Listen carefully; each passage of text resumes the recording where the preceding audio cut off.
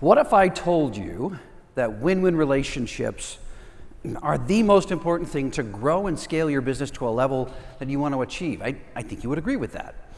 What if I also told you that there is a number one platform that you're most likely underusing, the most powerful? I also think, what if you were missing most of your customers? If you don't identify and engage all of your customers, there's no way you can provide 5-star customer experience because you don't know who they are. I've been in customer-facing roles since I was 16 years old. Who started off their career in quick service food, in retail? Who started off like that, right? I did. That's a customer-facing role. What I love about this event, it's about what? Experiences, people, and innovation. 2/3 of that is about people. I would wager that you're sitting next to a people right now. It's about people, isn't it? It's about relationships, and we would agree with that. But I want to share 3 things. I want to give you 3 takeaways today when you leave here. Number 1, I want to share something that's going to rock your paradigm on who is a customer, because it totally changed my world several years ago when I discovered it. And you're not going to hear this anywhere else. I've written, spoken, talked, learned from some of the best thought leaders in customer experience, and nobody has this message. That's number 1. Number 2, I'm going to share some actionable insights you can take with you and start using today, and especially when you get back, to engage all 4 types of customers.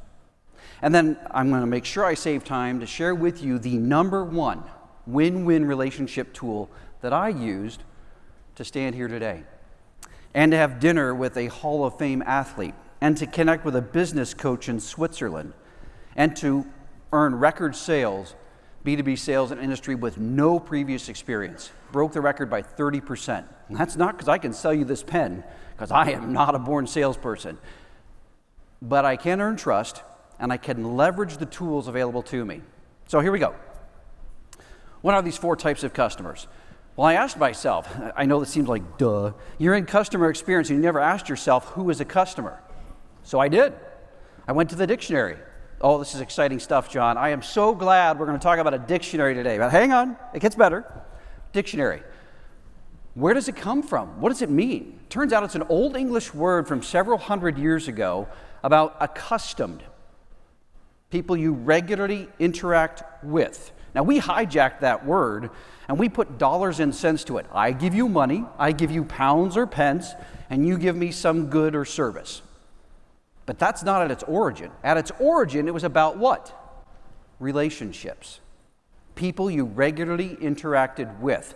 So as I go through these 4 types of customers, as I go through them, they're going to get more important, not less. You're like, wait a minute, this sounds impossible. I'll prove it to you. So here we go. Customer number 1. External customers. Okay, that one makes sense, John. If we don't have enough external customers, then the doors are closed. We can't keep doing what we do. Got it. External. Well, let me ask you a question.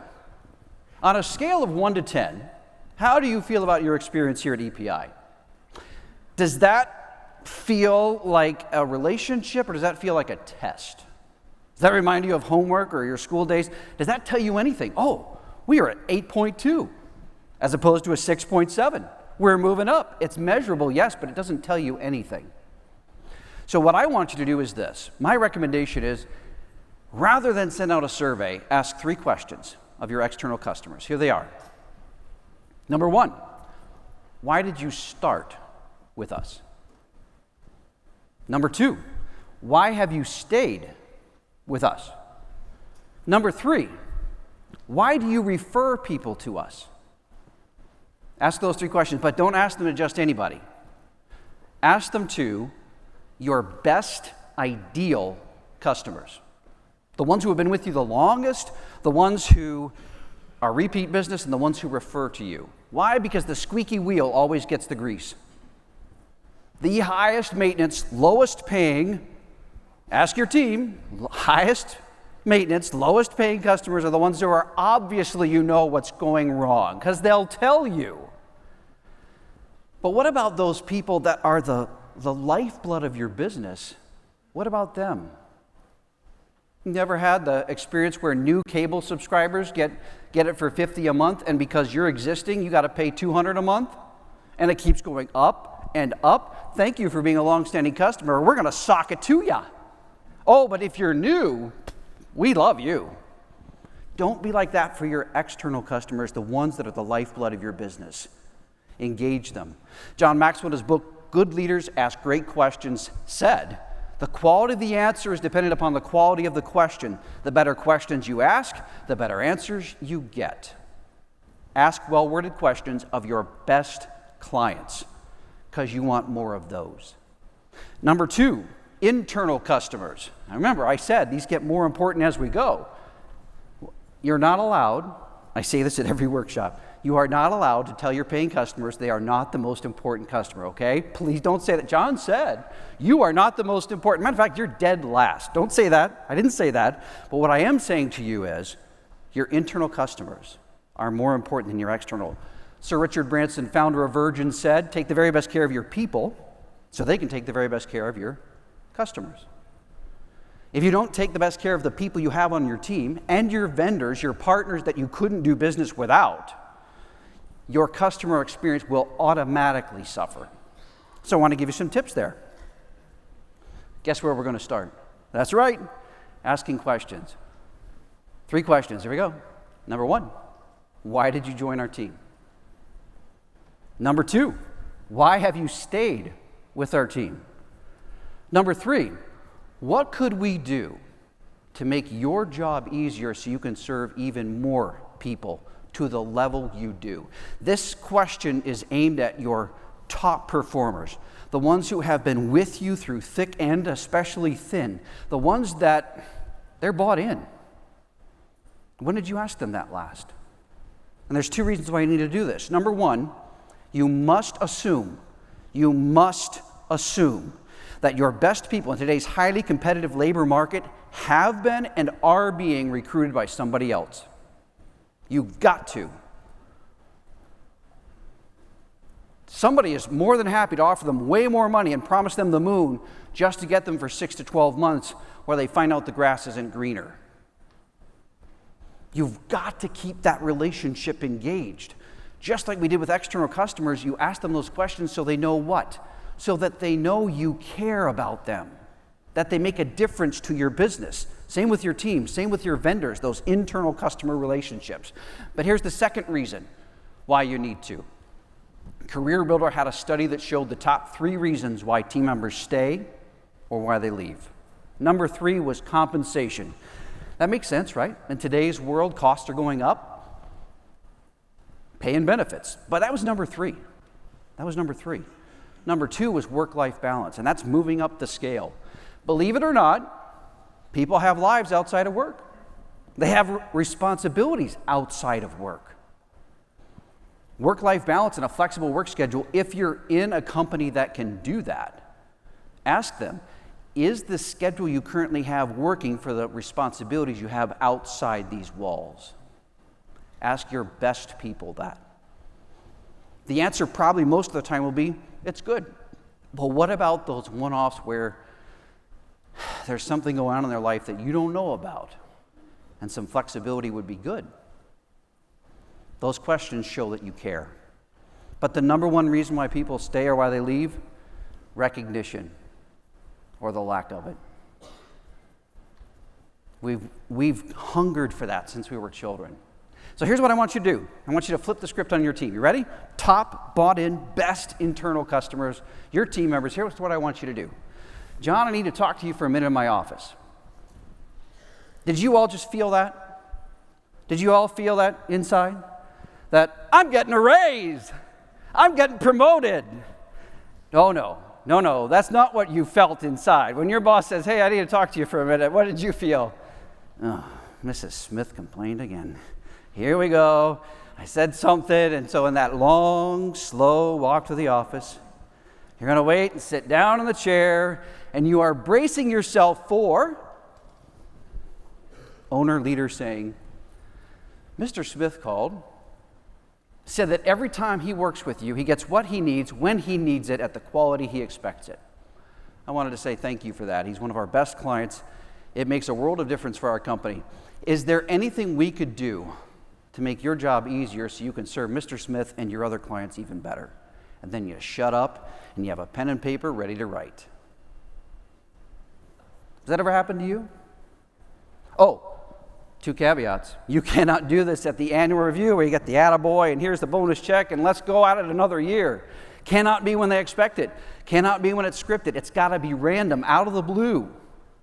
Why? Because they will never forget it. Someone did that for me when I was in, who worked at a summer camp when they were a teenager? Who's worked at a summer camp? I had a director. Same look. He's walking up the aisle towards me. I'm like, oh crap, he's gonna, say something to me. He said 2 sentences that changed my life. He said, John, at the beginning of the summer, I wasn't sure if you were going to make it as a counselor, but I can honestly say you're the best counselor we've got.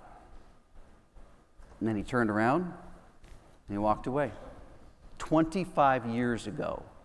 And I can still remember and feel it like it was yesterday. Recognition is powerful. You need to use it. Third type of customer, your inner circle. John, we don't bring our family to work with us. I'm going to pull the BS card out on this one. We are emotional beings, are we not? As a matter of fact, I'm patting my pocket because my phone is usually here. I keep the notifications on. Why? Because I want to know what's going on in my loved ones' lives. I want that text. I want that call. And so do you. Wait a minute. So I got to start digging into people's private lives? Whoa, no. Of course there's boundaries. But what have they shared with you? What have they said to you about their life? We just admitted my mom to the nursing home because she can no longer take care of herself. Best friend ever, just diagnosed with cancer. It's terminal. Or on the positive side, we're going to Europe for our 25th anniversary. We've been planning for this for years. Our youngest child is going off to college. We're empty nesters. Those milestones, if they tell it to you, if they share it with you, they're giving you access to their world. Keep track of that. I was speaking in Toledo, and one of the ladies in the audience said, I have a supervisor who asks me every time she sees me, and this is a staff of 400 people, how is your mom, by first name, doing? Because she knew she admitted her mom to the nursing home and she wasn't doing well. She said, it means the world to me that my boss remembers my mom by name and asks me about that. Inner circle, but I'm going to hit below the belt a little bit here, and for myself as well.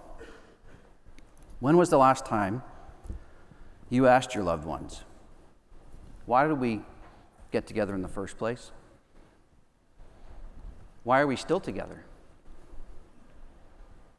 What's one thing I could do that can make your life easier?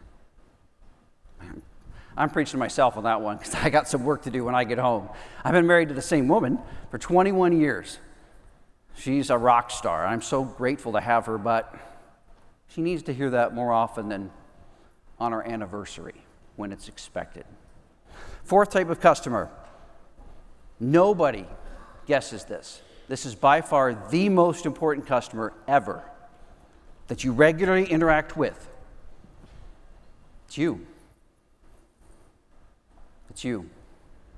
I speak at healthcare conferences, boards of developmental disability, caregiving industries. The burnout level in those is so high. Why? Not enough self-care. Let me explain why this is the most loving thing you can do for those 4 types of customers, those 3 other types of customers. Why? Because you can't pour from an empty cup. You have got to be intentionally pouring into yourself. That's why in the book, Fifth Dimensional Customer Experience that I wrote, I give you 7 low-cost or no-cost tips on intentional self-care. People need the best from you. You need the best from you, and you cannot do that if you are not pouring into yourself. Self-care. You are the most important customer. When you're flying on a plane, who does the oxygen mask go on first? Your child? Senior citizen next to you? Nope. It always goes on you first. So I promised you I'd share with you the number 1 win-win tool that I used. Believe it or not, in 2016, I had zero social media connections and hardly any in person. I was in a corporate role. All the work came to me. But when I got into sales, B2B sales in 2016, I looked into LinkedIn. I'm like, wow, this is a game changer. And it certainly was. I used that and a bunch of other things to break the record for my company. No experience in that industry. Over people that have been doing it for 25 years, 30%, broke the record by 30%. Why? There are 830 million users on LinkedIn, 200 countries. But the average person has less than 1,000 connections. They're on it less than once a week. It's a powerful platform. So I've got 2 minutes left. I'm going to tell you 3 of my top tips on LinkedIn of how I got from 0 to 28,000. LinkedIn is what got me on this stage. LinkedIn is what got me connected with that business coach in Switzerland. LinkedIn is what had me sitting across the table from a Hall of Fame athlete for 2 hours at a VIP dinner. I got pages of notes from that. I've had speaking engagements across the country and virtually overseas from LinkedIn. So here's the number 1, connect. You got to connect. You get 150 connection requests a week. If you only did half of those at the end of a year, imagine how many you'd have even if only half of those connected with you. It's number 1, and I've got some tips on how to connect like no one else does. Number 2, engage. When you're on the platform, engage. Like, share, comment. Comment more than great post. Comment with a sentence or 2, especially the people that you want to connect with or do more with. Engage. And then number 3, post. Post. I know some of you in this room, a lot of you in this room, financial services industry, I got it. You got a lot of regulations, a lot of hoops to jump through. I get it. But if you don't be that person that is not using LinkedIn. You're like, yeah, but I don't know what to do. Got it. So in May, I'm going to have a free webinar, totally free, where you can learn some of the best practices that I used to get to what I've achieved with LinkedIn. I'm the top 1% user on LinkedIn. And I'd love to share with you how to do that. So here's 2 ways you can do that. Go to my website, johndhanson.com, put in your email, or connect with me on LinkedIn. So that's your call to action. Take the very best care of your external, internal, inner circle, and yourself, and use LinkedIn. And I guarantee you combine all of those, you'll elevate your business and your career to the level of success it deserves. Thank you.